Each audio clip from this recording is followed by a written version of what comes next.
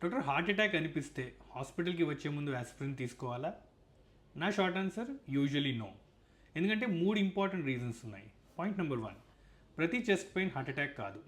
Acidity అవ్వచ్చు, muscle pain అవ్వచ్చు, stress లేదా యాంగ్జైటీ అవ్వచ్చు. డయాగ్నోసిస్ కన్ఫర్మ్ కాకుండా బ్లడ్ థిన్నర్స్ తీసుకుంటే అన్నెసెసరీ బ్లీడింగ్ రిస్క్ ఉంటుంది. అందుకే మేజర్ గైడ్లైన్స్ కూడా రొటీన్గా సెల్ఫ్ మెడికేషన్ని రికమెండ్ చేయవు.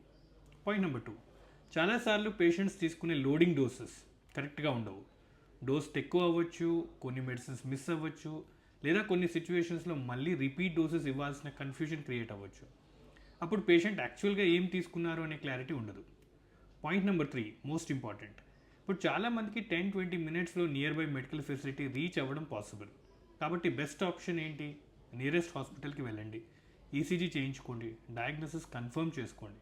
ఆ తర్వాత డాక్టర్ గైడెన్స్లో లోడింగ్ డోసెస్ తీసుకోండి. ఎందుకంటే 30-60 మినిట్స్ ముందు బ్లడ్ థిన్నర్స్ తీసుకోవడం వల్ల వచ్చే అడిషనల్ బెనిఫిట్ చాలా తక్కువ అవ్వచ్చు. కానీ డయాగ్నోసిస్ తప్పైతే బ్లీడింగ్ రిస్క్ అన్నెసెసరీగా పెరిగిపోవచ్చు.